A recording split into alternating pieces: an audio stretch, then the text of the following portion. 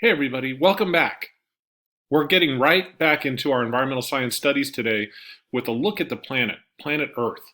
The reason why we have to look at Earth and what it does and how it behaves is because it's the environmental canvas. Everything else is reacting to what the Earth is. And so we need to talk about it a little bit. Now, we actually have a very long series already on this channel on Earth Science X. You can click there and then you can see an entire series that deals with many of the things that we're going to just hit on just very quickly in this lecture. But if you're just interested in the environmental studies aspect of this particular topic, then you can stay right here and we'll cover most of those things, the highlights, really quickly. So geology is the basis for environmental science. The reason why is because everything in the environment is responding to physical processes that are either above, at, or below the Earth's surface. These processes, they control the shape of the landscape, they lay the foundation for the environmental systems and life, they provide raw materials for industries such as iron, copper, and steel, they provide energy from fossil fuels and geothermal sources. All of this is in the processes that the Earth is wrapped up in between the Earth and actually the Sun, of course. As we discussed in our last lecture, ultimately fossil fuels are trapped sunlight, right? Those are old living organisms that went through photosynthesis, and that energy is then trapped into the petroleum reserves on Earth. And the way that we go about studying the Earth is through a science called geology. Geology is the study of Earth's physical features, processes, and and history. A human lifetime is just a blink of eye in geologic time. The Earth is really old. It's about 4.5 billion years old, and a lot can happen in 4.5 billion years. And in fact, on Earth, a lot has happened. So here we see the Earth as it exists today. This is a photograph that was taken, or that I actually collected from Wikipedia on May 30th, 2020. So this is a fairly recent image. But if we were to look at pictures of the Earth from, say, 60 million years ago, 100 million years ago, a billion years ago, it would look very different than what we're seeing on this image. We're going to get into that here in a moment. Now, the way that the Earth is set up right now is that it has a series of layers in it. When the Earth was originally formed, a lot of people believe it was all homogeneous, it was all mixed up, but since then it's settled out, almost like the way that oil and vinegar settle out in salad dressing. So the Earth is consisted of layers. There's something called the core at the very center. This is very dense. It's made out of nickel and iron material. It's believed to be an alloy of these things. And there's two phases of the core. There's the very center of the Earth where the inner core is, and it's a solid sphere. It's a sphere of solid nickel and iron. Around that is the outer core. And the outer core is molten. It's a shell around the inner core that is in constant flow within the Earth. So it is swirling around.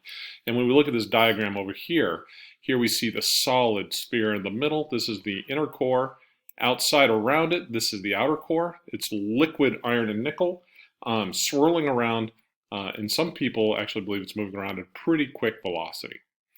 Around this liquid outer core that we see here, also up in this image here, is the mantle. The mantle is less dense. Gravity doesn't pull it down as effectively, so it sits a little bit higher. It's still pretty dense compared to the rocks we have up here on the surface, but they're less dense than the core. They're less dense. It's elastic rock composed of mainly silicon and aluminum oxide minerals. Some of the minerals will be familiar to you. Mainly minerals like, especially in the upper part of it, feldspar. Represents most of Earth's volume, and it contains most of the radioactive elements that keeps Earth's interior very hot, especially thorium. There's uranium in there, but thorium is another big one. And also included in this is something called the asthenosphere. Now, the asthenosphere is very soft or melted rock located just below the lithosphere, which we haven't talked about here in a minute. So the mantle is this big, large section right here, right? So here's the mantle right up to the top of something called the crust. And the crust actually has this red layer right in here, the asthenosphere. And it's pretty soft. Now, the material above it is actually rigid and hard. The material down below it is actually relatively rigid and hard. I mean, it's elastic, but this is actually very, very soft. And in some cases, almost to the point of actually melting. It's very, very close to that point. So this is soft and this is rigid up here on top. And the mantle itself is the source of most geothermal energy on Earth. Iron and nickel is not radioactive, so most of the radioactive elements are not believed to be radiating their heat from here. We believe that most of it's actually coming from the mantle, and that's where the heat budget for the Earth is coming from. We'll get into that here in a short period of time. So think about this. We've got a very solid iron-nickel core, a liquid convecting, we're going to get into what convection is a little bit later on, but convecting iron-nickel outer core, a rigid mantle. But right at the edge of that mantle, right at the edge there's this thing called the asthenosphere, and sitting on top of the asthenosphere is the lithosphere. Lithosphere is something a little bit different. So the crust is the thin, brittle, low-density layer of rock sitting on the top. That's where we are right now, sitting on top of the crust.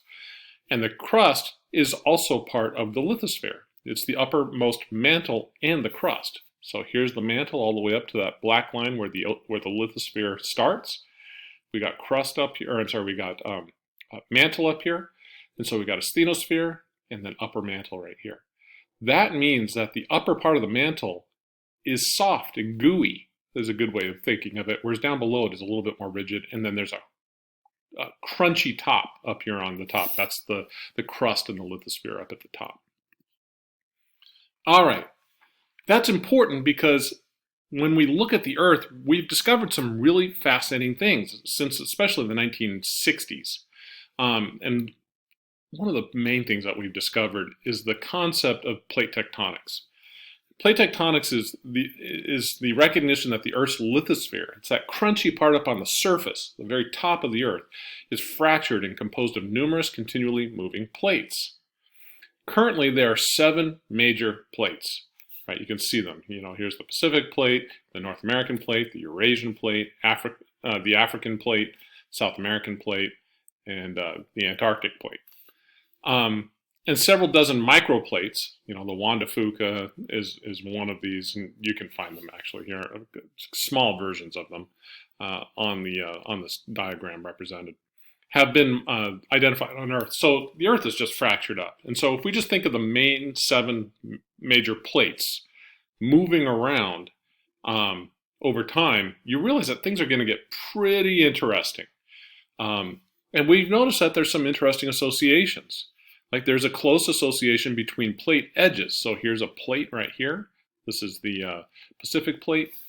And volcanoes, sure enough, here's the edge of the plate, and those little purple triangles that we see on here are volcanoes. These are actually volcanoes that exist at the surface. These are not the undersea volcanoes. These are the ones that we just see up here at the surface. We also get earthquakes at those locations. These are where the epicenters of many earthquakes occur, is right on that edge. And other violent events on Earth, tsunamis, for example. An example of this is right here. Here's Japan. Japan was hit by a tsunami roughly 10 years ago. And the effect has been the shutdown of the Fukushima nuclear power plant, which actually went into meltdown. Right along Japan here, right from eastern Russia on the Kamchatka Peninsula, we see a series of volcanoes. There's, in addition to the volcanoes, there's earthquake epicenters here, very large ones all the time, and we get the tsunamis as well.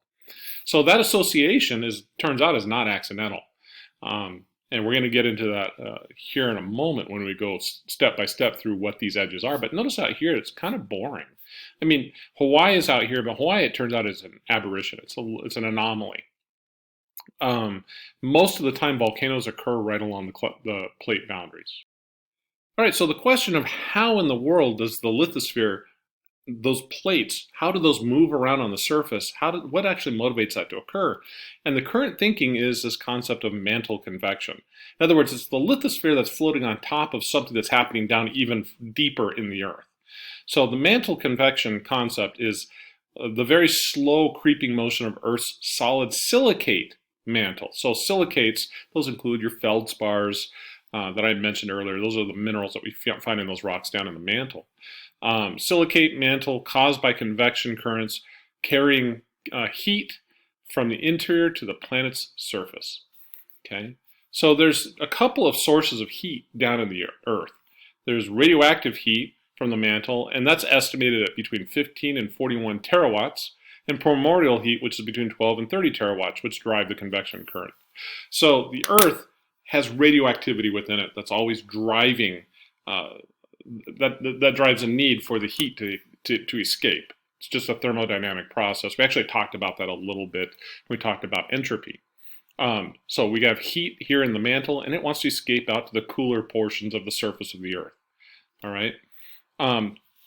So this radioactive heat is one source. Primordial heat, basically when the Earth was formed, you have these large objects slamming into each other as the Earth accumulated all this material.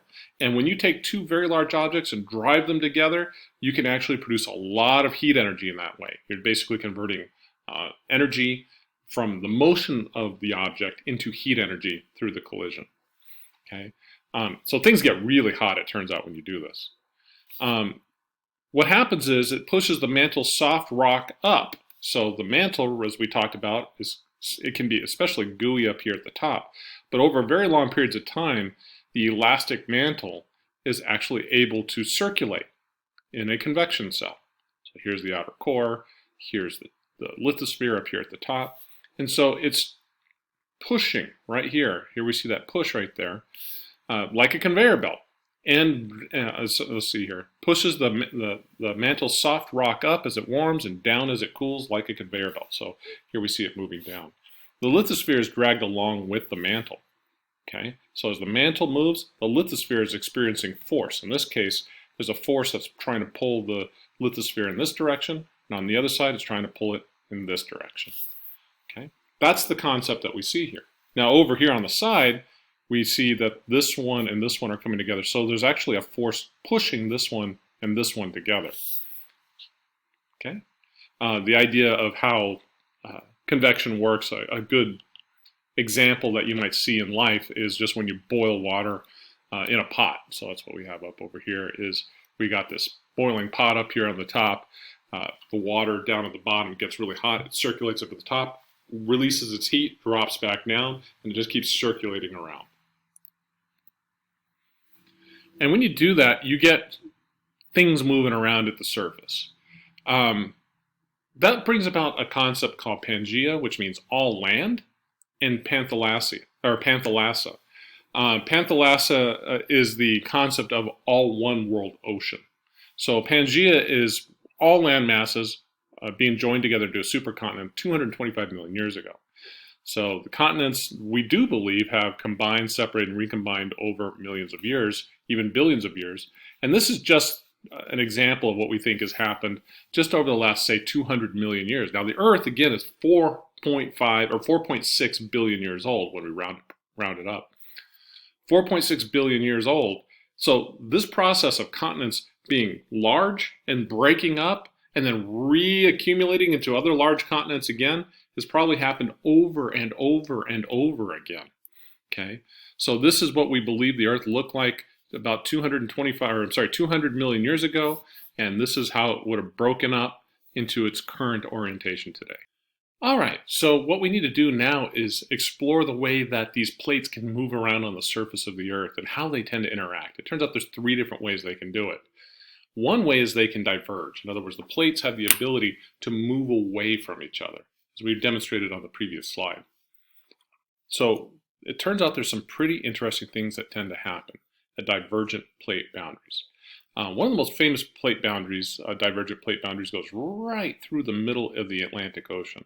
And this is the divergent plate boundary that separated South America and Africa from each other about 200 million years ago. So when this happens, plates are moving apart and forming large rift valleys. These rift valleys can be quite deep, they could be quite magnificent, but most of the time they're at the bottom of the ocean. Sometimes we get lucky and they actually wind up at the surface. There's a rift valley, if we look here at this mid-ocean rift right here, this is Iceland. Iceland is right up here at the wrong location. So here's Iceland. And so you can see that rift is going to go right through the middle of the island, and sure enough, that's what we're seeing here. These are divers in the mid-Atlantic rift zone going through Iceland. So the rift right here is in shallow water, and so you're able to come in here. On one side is the North American plate, on the other side is the Eurasian plate. And basically, the Earth is splitting right here. It's amazing. So what happens at these locations? Well, magma rises into the rifts. So magma is molten rock. We're going to talk a little bit more about what magma is when we get to volcanoes a little bit later on, but it's molten rock that rises into the rifts to the surface and creates new crust when it solidifies. Basically, when you have magma that rises up and fills into this gap, it interacts with the seawater. The seawater immediately quenches it and cools it into rock right away. Because these rifts are made of young, hot rock, in other words, this whole thing will still be hot even though it's in cold water. It'll be a lot hotter than the rocks around it because it's right next to a large, what we call magma chamber. They sit high on the Earth's surface, forming long chains of undersea mountains with a central rift valley. And this is simply because when things are hotter, they are less dense. And things that are less dense, they sit higher. So when we look back on this picture of the Earth again, this mid-Atlantic Rift Valley that's right here in the middle, the big rift zone, it also happens to sit right on the top of a large mountain chain, the largest mountain chain on planet Earth. Okay, and it just turns out that Iceland is sitting right on top of it. And underwater volcanoes and hydrothermal vents are very common. In terms of earthquakes, there are little earthquakes that happen out here, but they don't tend to be very, very large. But there are a lot of volcanoes here. The vast majority, in fact, of volcanoes occur at these mid-ocean rift zones. All right.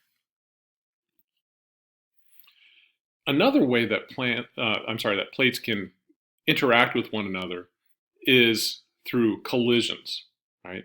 So instead of moving away, if they're moving away here, then they have to be running into each other somewhere else. And it does turn out that there are 3 different ways that they can collide. And this is based on the fact that there are 3 different kinds of crust that can run into each other. The 3 kinds of convergent boundaries are ocean to continent. In other words, the oceans, which are made on a different kind of crust than the continents are, it tends to be denser and it sits lower. When you run an ocean into the continent, something very interesting happens. You can take an ocean, you can run it into another ocean crust. When that happens, something interesting happens. We'll talk about the rules for that here in a moment. And then there's when continents run into other continents. In order to understand what's going to happen here, we have to understand this concept of subduction. So subduction is a process in which the oceanic plate slides beneath less dense crust. In other words, when you have 2 things running into each other, something's got to make space for the other thing. And there's only 2 ways to go. You can go over or you can go under, right? So subduction is when it goes under.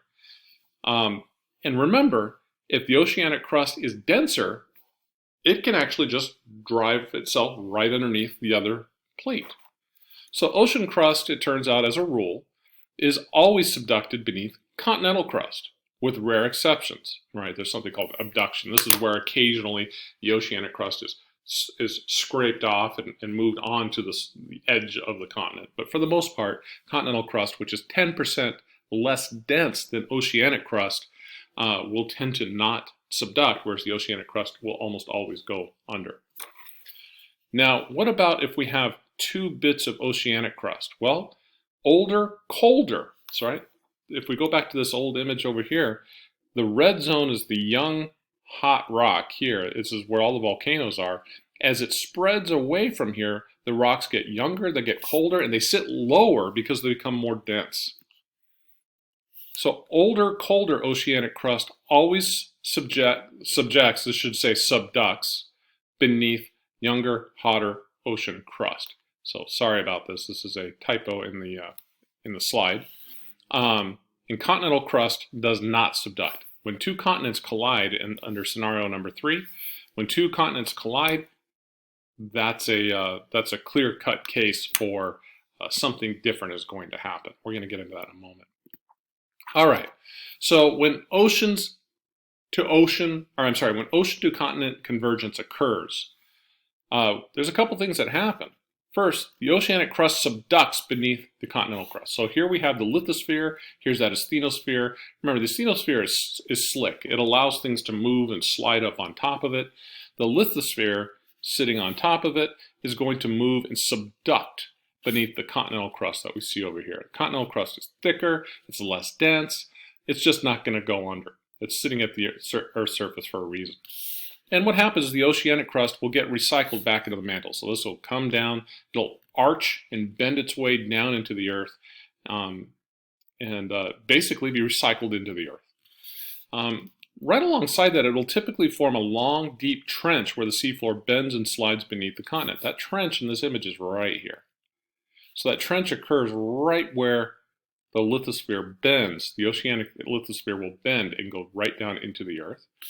And it may have something called an accretionary prism. Not always, but it might have it. An accretionary prism is when you have a bunch of oceanic sediment, I don't know, sand, clay, silt, material washed from rivers out into the trench. It might get scraped up and accumulated in the trench. That's what we mean by an accretionary prism. Not all the time does it exist, but sometimes it's there. Okay? I would say most of the time there's a little bit at least, but there are moments where it's not. There tends to also be explosive volcanoes like Mount St. Helens.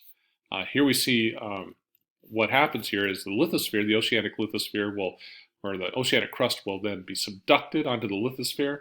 And the oceanic crust has a lot of water in it. And it turns out that water, when it's mixed with rock at very high heat, will lower the melting point of rock.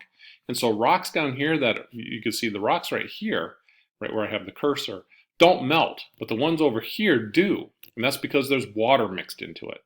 So when you lower the melting point of rocks, they'll tend to flash into magma, and that magma will rise, right? Liquids tend to rise because they're less solid on average.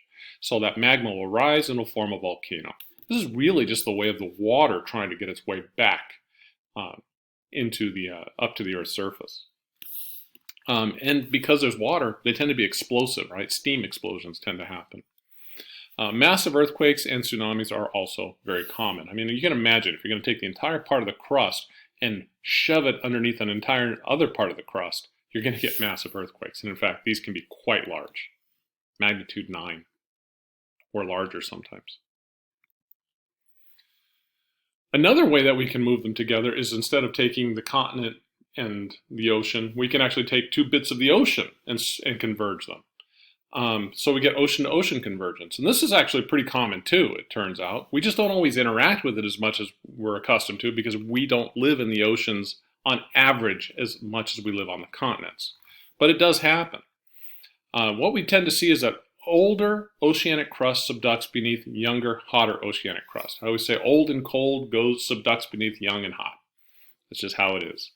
What we see here is a subduction zone. This right here, the little pluses here are the zones of earthquakes. So we can actually see where earthquakes are generated as this plate is subducted and recycled back beneath the asthenosphere.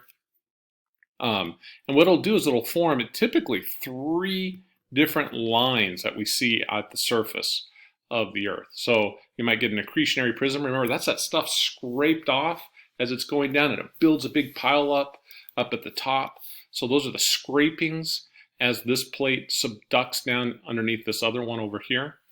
It'll also form a volcanic line, something we call a volcanic arc. So you'll get the accretionary prism here, you'll get the volcanic line here. And this is where you get that volcanism. Just like we saw over here, same thing is happening, but it's happening here. It's a different chemistry for the most part, and you get it in different locations. But you can get pretty amazing volcanic systems when this occurs. These systems typically also are associated with long, deep trenches where the seafloor bends and slides beneath something called the volcanic arc. We're going to talk about that right here. These are amongst the largest features on Earth. Let me give you an example of where this happens. This is Guam. Guam is 1,332 feet above sea level. It's located right here. It's this little island. There's a major U.S. military base located there. And you can see right next to it, here's the Marianas Trench. And right next to it is Challenger Deep, which is located about right here. This is an approximation. Challenger Deep is 35,827 feet deep. This is deeper than Mount Everest is tall. So Mount Everest, if memory serves, is 29,029 feet. You might want to check me on that, but I think that's the right height. That's enough distance for you to put the top of the Himalayan mountains with Mount Everest into the bottom of the Challenger Deep, and there'd still be over a mile of water just to get to the beach. And then to get to the top of Guam is 1,332 feet. So if we start here and we start working up this embankment all the way till we hit the top of Guam, the highest elevation at the volcano located right over here, we're talking about almost 3,700, over 37,000 feet of elevation change. I mean, that's where jetliners, they fly even sometimes not even that high. So we're talking about very, very, very deep, all the way to extremely high in terms of this feature. If the ocean wasn't there, you'd see it. It would be one of the largest features on Earth. Okay. Massive earthquakes and tsunamis are also quite common in these situations. And we're going to get into why, again, how tsunamis come about. But I mean, when you have a plate jamming itself underneath another plate, you're going to get massive earthquakes. And here's that trench where this is happening. This is the Pacific plate happening right here, and it's just jamming itself into that trench. All right, the third way that you can move things together is by colliding two bits of continental crust. Okay, so when that happens, there's no subduction. So continents tend to just pile up on top of each other. It just turns into just a huge mess. And the result is huge mountain chains, right? So you can't get one to really go down. I mean, you can force one on top of the other, but it's not going to recycle itself and subduct itself down into the earth and become part of the mantle again. They'll just simply layer on top of each other. They'll pile up, and they'll deform. The rocks will fold. Large faults will form. And you'll create these massive chains of mountains. The Himalaya are an example. The Alps and the Appalachian Mountains in the United States, all formed in this way. What we see here, this is an image. This is the Indian plate. It's colliding with the Eurasian plate right here. And what it's done is, in fact, it's moving in this direction. The Eurasian plate is moving roughly in the southerly direction. And as they collide into one another, massive faults are forming right along this edge right here and pushing and ramping a huge amount of rock straight up. Mount Everest is located right here at 29,000. Oh, there it is, 29,029 feet. I challenged you earlier to check my altitude, but there it is. It's located right here. To give you another idea, this is the inset over here of that location is right here, showing you how tall these things are. These mountains are tall, they're rugged. Massive earthquakes are very common along these types of plate edges, and they're very, very dangerous places to live. There could be large landslides, there's flooding events, and of course the earthquakes are a major problem as well. This entire part here, the Tibetan Plateau, has been crushed between Asia and India as they've been colliding one with another, and so the entire area has been lifting itself up. Normally rivers and lakes tend to try to find a way to drain out to the ocean. Well, as these faults and as this stuff rises up, it actually pinches off the way for this water to get out. So you have permanent lake systems setting themselves up here on top of the Tibetan Plateau. There's no external drainage is what I'm trying to say. These mountains are rising so fast they're preventing the rivers from successfully draining these areas. All right, so we've talked about the way that plates can move away from each other and how they can move towards each other. There's a third way that they can move, which is side by side. Okay, and those are referred to as transform plate boundaries.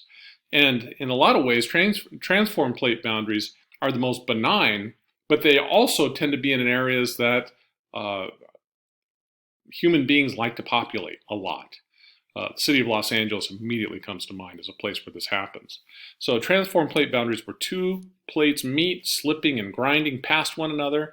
Friction spawns earthquakes along strike-slip faults. So strike-slip faults means that you've got two faults, or you've got two sides of the earth, or two sides of the crust, and they're trying to slip, and every once in a while the friction releases, and boom, it moves very, very quickly. Now, the types of crust don't matter as much as in collisions. In collisions, if it's oceanic or if it's continental, it's a really big deal. It turns out, for example, the San Andreas Fault is moving oceanic crust for the most part right adjacent to continental crust. So they're two different kinds of crusts in very close proximity, moving one past each other. And in fact, there's some transference. A little bit of North America is sometimes transferred over to the Pacific crust side or to the Pacific plate side, and vice versa. So it's not a simple situation, but you get the idea here. And what we see here is on this side of the fault, this is the San Andreas moving right through here. This is the Carrizo Plain, which is located just north of Los Angeles. And here, this entire side is moving in this direction. This side is moving in this direction. And we can even see that this river right here, this wash, is moving across. It's actually dog-legged as it's trying to keep up with the motion of the fault. So whenever the fault moves, it actually cuts off, or what we call beheads, portions of this. So you can see old places where the river used to be, it's been cut off and translated up over here as it slid. So it's kind of cool. So plate tectonics is a big deal. I mean, it's responsible for all the landforms that we see, or most of the landforms that we see. Tectonics builds mountains, it shapes the geography, it tells us where the oceans are going to be, it determines where a lot of the islands and continents are going to be located on Earth, and it gives rise to earthquakes and volcanoes, all of which are important natural phenomena that as environmental scientists we need to keep track of. Now, topography created by tectonics also shapes climate. So when we talk about topography, this is changes in elevation. Where the mountains are, that's a change in the topography. So high topography means areas that are of high elevation. Areas of low topography are areas of low elevation. So if it turns out that if you have mountain ranges in the way, that alters the patterns of rain, wind, currents, heating, and cooling. So for example, here we have mountain ranges here, and this is the Gulf of Mexico taken by a Google Earth image. And we see the Sonoran Desert located right over here. But notice that we have an area of green located over here on coastal Mexico, and that is largely a phenomenon of the topography. And of course, that affects the location of biomes, where things live, where plants and animals live. Different things live here than live here as a consequence of where those mountains are. All right, so we've been talking about rocks and minerals. We'll just do a quick discussion. I mean, super quick discussion of what a rock and a mineral is. So a mineral is any element or any inorganic compound. It has a crystalline structure, a specific chemical composition, and distinct physical properties. So it's something that has always got the same stuff. So silicon dioxide is quartz, SiO2. It's always going to be SiO2. That's what they mean by it having a specific chemical structure. And they're crystals, and they have distinct physical properties. We know their hardness, we know something about their color, you get the drift. Here are some really amazing, these are, both of these are in fact are opals here. This is a loose opal with something called a galaxy inside. It's an incredible little feature. I found this just surfing on the web and I wanted to share it with you. And then there was another one on the same website over here. This is a rounded sunset fire opal. Again, these are minerals. They're hydrated silicon dioxide minerals called opal that makes this amazing color. It turns out there are thousands of minerals, but we just want to simply mention what they are.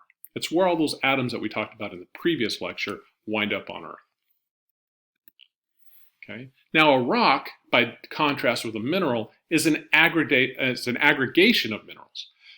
So it's one or more minerals, or it's actually several minerals, so an aggregation of two or more, I should say, minerals in a single substance. So these are rocks right here, right? There's actually some pretty interesting stuff happening here, but you can see that these little bands in here, these are little microscopic crystals that we see everywhere that create all of these rocks.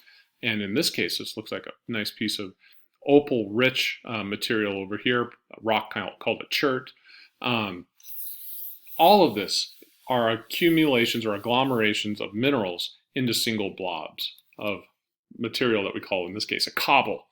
So these are cobbles that are probably washed along a beach. Again, this is a figure I found online and I just liked it and wanted to share it. Now, it turns out there's three different kinds of rocks on Earth.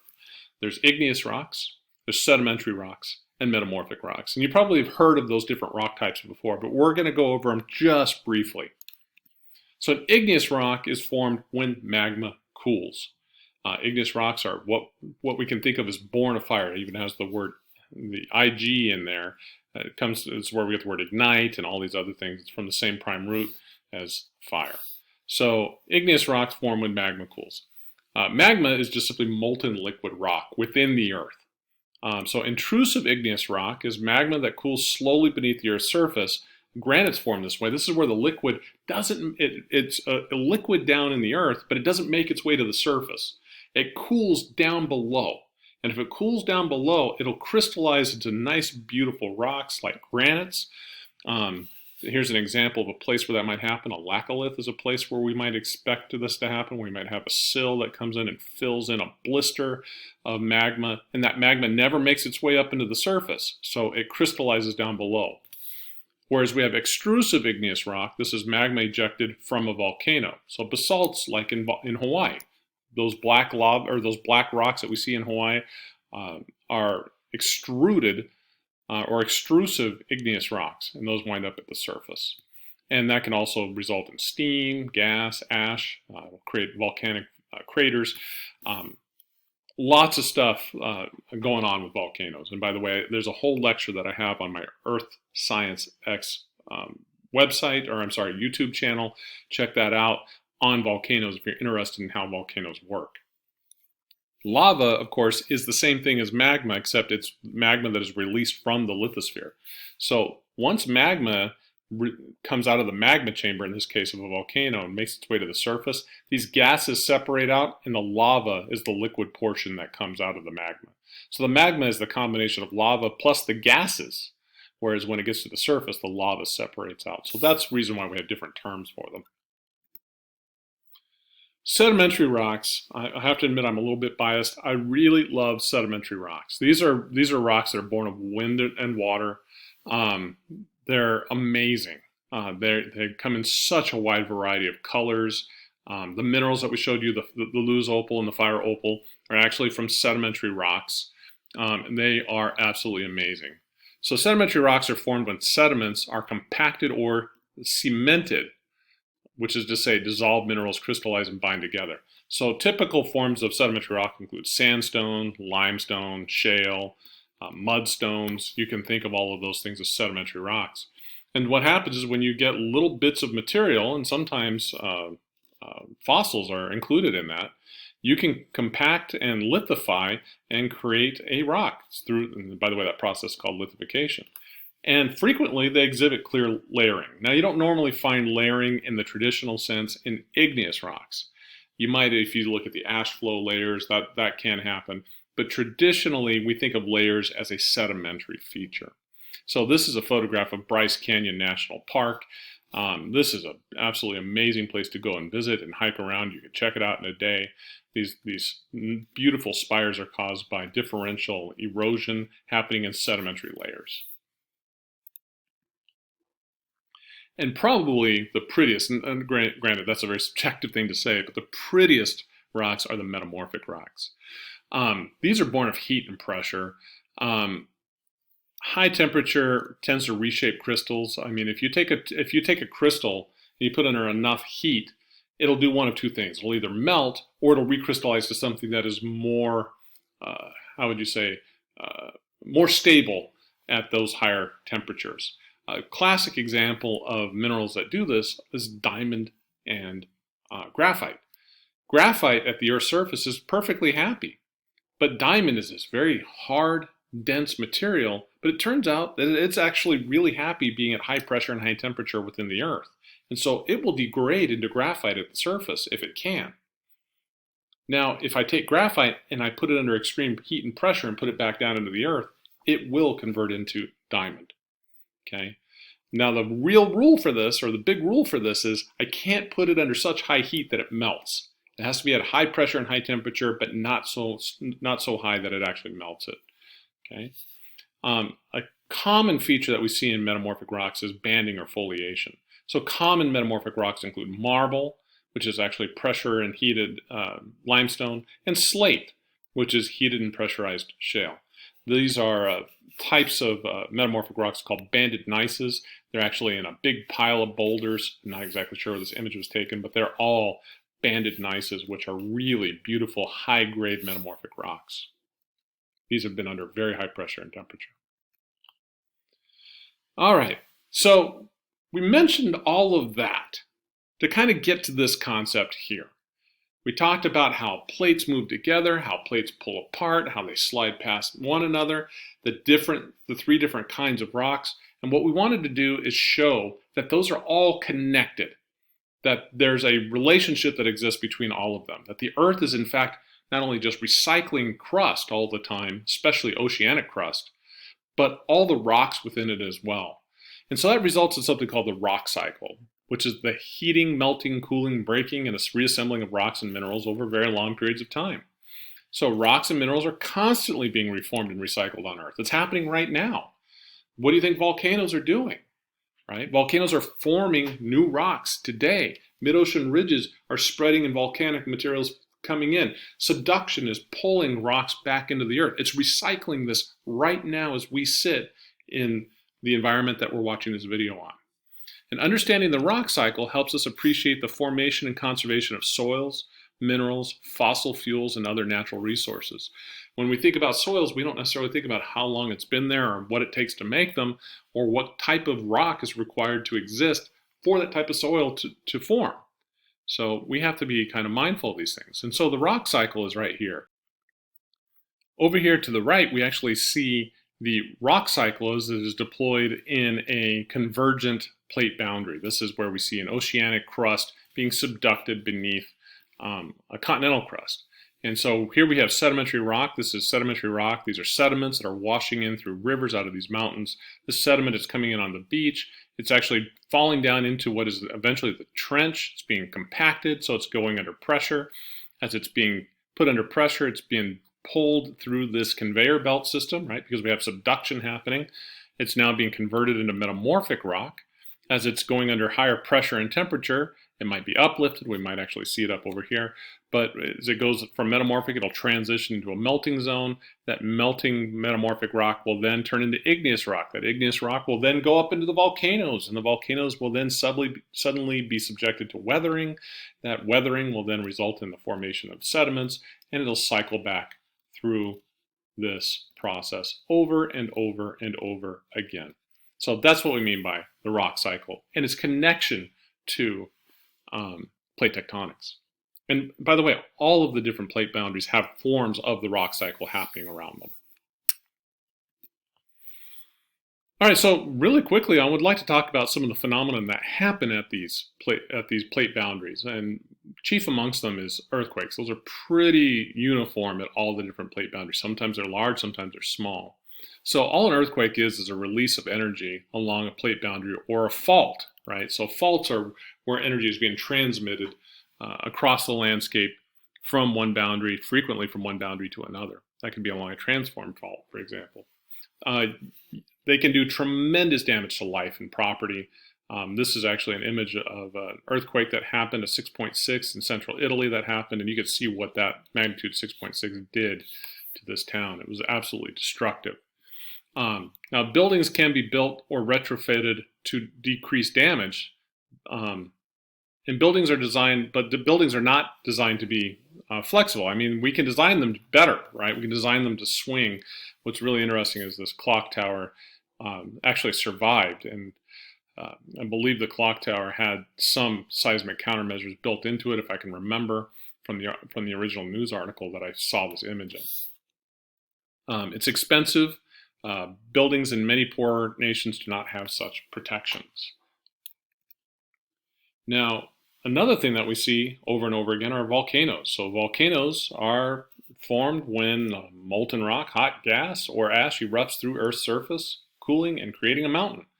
Up here, we actually see an image of a volcano called Mount Unzen. We see this cloud coming off of it. It turns out this is something called a pyroclastic cloud, or pyroclastic flow.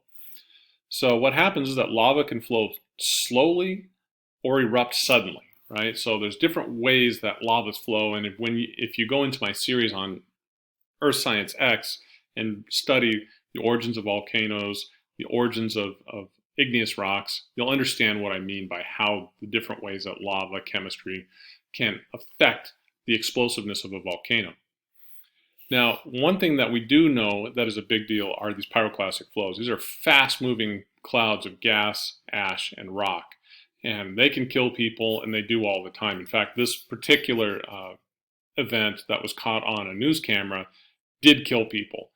We actually see this guy here running from it as this thing piles into the town. And this is from Mount Unzen in Japan, 1991. So volcanic eruptions exert environmental impacts. Ash blocks sunlight, and sulfur emissions lead to sulfuric acid, blocking radiation, cooling the temperature. But that's natural. This happens all the time. What I want to do is I want to show you this animation of this pyroclastic flow while this guy runs away from it. So it's coming down into the town, and they are just driving as fast as they can to get away from it. And it's going to cut off here in a moment. Okay.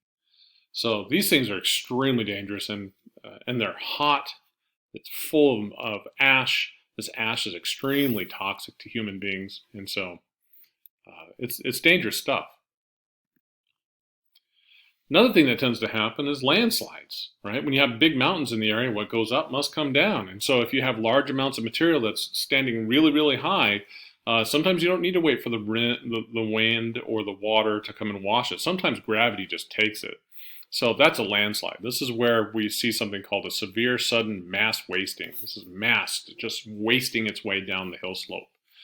Large amounts of rock or soil collapse and flow downhill. So mass wasting is the downslope movement of soil and rock due to gravity. So rain saturates soils and trigger mudslides. That's one form of mass wasting. Mass wasting is the erosion of unstable hill slopes, and it tends to damage property caused by humans when soil is loosened or exposed, and can cause massive damage. Mudslides after Hurricane Mitch killed over 11,000 people in 1998. So look to see what this slide is, because if you saw one happening, you might think to yourself, well, I can just get out of the way of it. Well, watch this. Here we actually see it moving, and the entire hill slope is now moving at a very high speed. You can't run past that. And if you got caught in it, you would almost certainly be killed.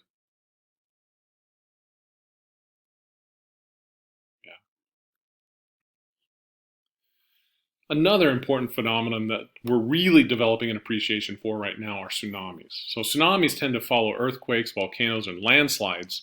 And all it is simply a surge of seawater that's caused when huge volumes of water are displaced by earthquakes, volcanoes, or landslides. That's what they are. So you can have a large landslide that goes into the ocean. It's going to create a giant wave when that happens. The damage can be really widespread and often across to distant coastlines. So here we actually see the tsunami aftermath. This all used to be forested area. In fact, there were people living here. There was a city down here. It's been completely wiped away by tsunami that came in here and ripped this entire forest right back out to sea. This was the December 2004, the December 26th, 2004 tsunami event that came in. And I believe over 250,000 people lost their lives, not just here, but across the world, across the Indian Ocean, as a result of that tsunami. It was an amazing force force of nature that went out that day. Coral reefs, coastal forests, and wetlands can be damaged. I mean, there's nothing here, right? If there was any coral reef here, it's definitely been impacted. Saltwater contamination makes it hard to restore them. I mean, if you have a bunch of fresh water here and you dump a bunch of salt water on it, it tends to damage this coastline, right? It takes a while for it to flush all that out, and you could see the mess that comes from this. Agencies and nations have increased efforts to give residents advance warning of approaching tsunamis, and preserving coral reefs and managing mangrove forests decreases the wave energy of tsunamis. So nature has a way of protecting these coastlines naturally. So if we're not out there ripping up the coastline and taking care of, instead we take care of the reefs, we take care of the mangrove forests that grow right along those coastlines, the tsunamis, while they still will do damage, won't be as impactful as they ordinarily would be. That's the idea that they're trying to convey here. All right, now there are things we can do to worsen the situation for ourselves, right? So we just have to face the fact that, we have to deal with natural hazards. There's floods, coastal erosion, wildfires, tornadoes, and hurricanes that just happen on Earth, and that's just something we have to deal with. When we look at this picture of Honolulu, you can see where the buildings are. The hotels are right there on the water. This is not a city that is set up for protection against a major tsunami event, right? If they got hit with a tsunami, it would be extremely devastating. Another issue is overpopulation. People must live in susceptible areas. Honolulu is a very, very large city on a very small island in the middle of the Pacific. In the Hawaiian island chain, Oahu, which is where Honolulu is one of the smaller islands. It's certainly not nearly as big as the biggest island of Hawaii. Most of the other islands are bigger. So, but we choose to live in attractive but vulnerable areas. We like beaches. We like to live in the mountains. And so there's consequences that come with that. Engineered landscapes increase frequency or severity of hazards. You build a river across a mountain chain, that roadside or that highway is just going to absolutely cause landslides, and there's going to be flooding events and all kinds of things. You dam a river, you suppress fire. Mining issues will tend to be a major issue. And of course, changing climate through greenhouse gases changes rainfall patterns, increases drought, fire, flooding, and storms. We've been seeing that especially in the Darfur region of North Africa. This is a major issue with climate change. But there are things we can do to mitigate the impacts of these natural hazards, right? Through smart engineering, right? We can build proper sea walls that will defend against coastal erosion. That's what we see right here. This is a massive seawall that has been constructed. And you can see the people are living right along the edge of this thing. Now, if a tsunami hit it, that's another story. But just a regular sea storm during just a typical weather event, it could probably take it. We could build more earthquake-resistant structures. They're expensive, and third world countries can't always afford to pay for them. But that's one thing we can do. We design early warning systems. This is something we're starting to do more with tsunamis. Volcanoes, we're working on it. We're getting much better at predicting volcanic events than we once were. Tsunamis, we're getting much, much better at. Still, there's too many people losing their lives in these events. We can preserve reefs and shorelines. We can have better forestry, agriculture, and mining to prevent mass wasting events. Some people would argue that better regulations need to be imposed. Building codes. Insurance incentives discourage developing in vulnerable areas. Right now we use insurance, especially government insurance, to encourage people to build in flood-prone areas. It's the flood in the United States, it's called the National Flood Insurance Program, where we actually subsidize insurance for people to live in dangerous areas. That might not be the best thing for us, right? So mitigating climate change may reduce natural hazards over time. All right, so that's just my quick introduction. It's a primer to the Earth and plate tectonics in general and how it's all kind of tied together. And everything in environmental science is happening on that canvas. Now, where we're going with this now is into evolution and biodiversity, because on that canvas of the Earth is life. What is life doing in response to the changes on Earth? That's where we get into evolution and biodiversity, and we'll leave you off with this image here from Charles Darwin's image from 1845, where he was looking at the finches at the Galapagos Highlands. And we'll see you in the next video. Take care.